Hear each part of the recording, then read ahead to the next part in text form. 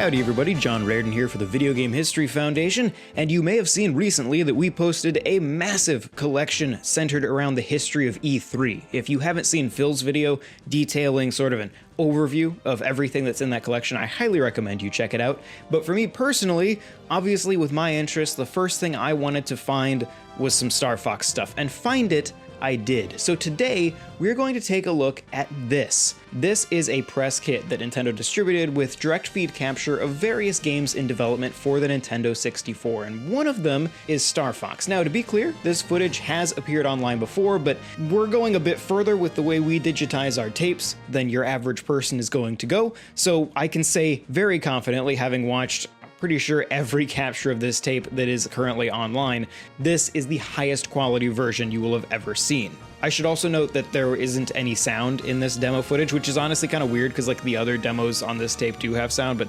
this one does not. So anyway, I've thrown in some background music just so that you and I don't have to sit in absolute silence while we watch it. But I'm gonna roll it now, take a look, and I'll be back at the end to dig in to some details you might have missed.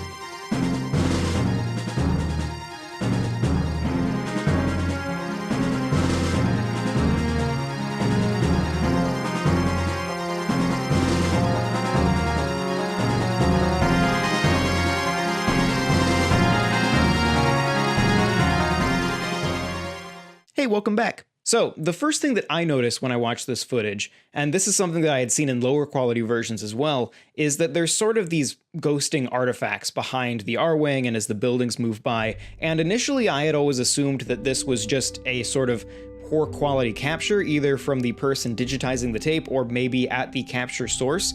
But now that I'm able to see this in a much higher quality version, I realized I'm actually able to make out individual samples on that blur, and realize that it's an intentional effect put there by the developers.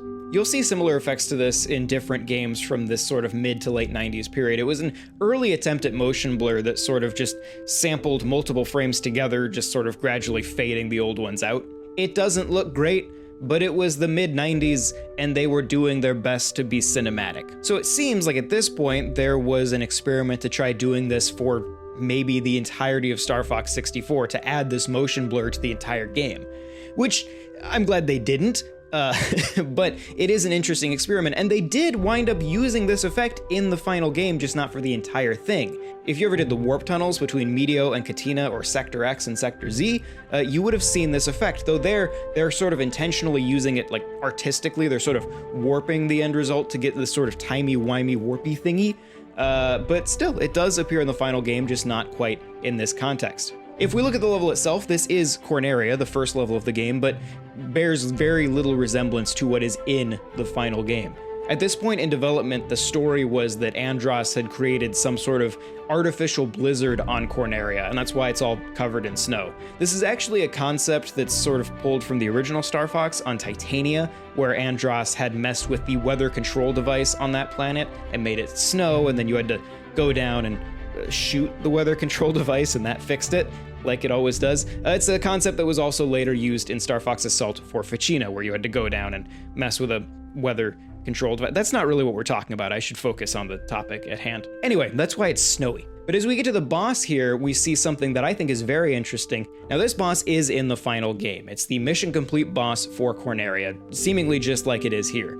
In the final game, it's an all-range mode battle. It's your first encounter with all-range mode, where you can fly freely in any direction. At this point, it seems like maybe all-range mode hadn't fully been implemented yet, so instead they're doing these sort of strafing runs. The R-Wing flies past the boss and then does this pre-animated turn to come back at him.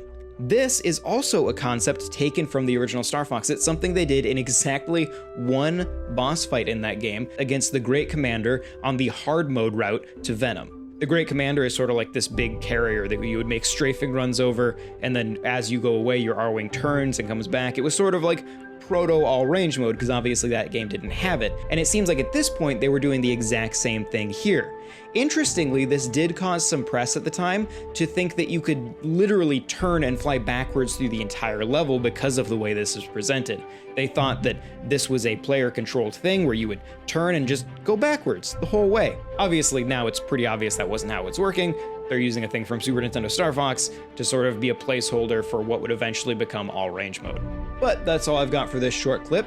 You can check out this entire tape on our archive at archive.gamehistory.org. It's got some other cool stuff on there, including an early N64 version of Kirby Air Riders, which I think is pretty awesome. There is a ton of other stuff for that collection as well, including a bunch of VHS tapes of just wandering the show floor, photographs, ephemera from the event itself. It is a truly massive collection. Words do it no justice. Once again, check out Phil's video that we recently released that just sort of covers the entire thing if you're curious to learn more. Anyway, I'm gonna dive back into that collection, see what other cool stuff I can find, and this probably won't be the last time you'll hear from us about it. We're also curious to know what you find, so if you do see something cool in that collection, you can leave a comment here or tag us on your social media platform of choice using the handles on screen. But once again, my name's John Rairdin. Thank you very much for watching, and I will see you next time.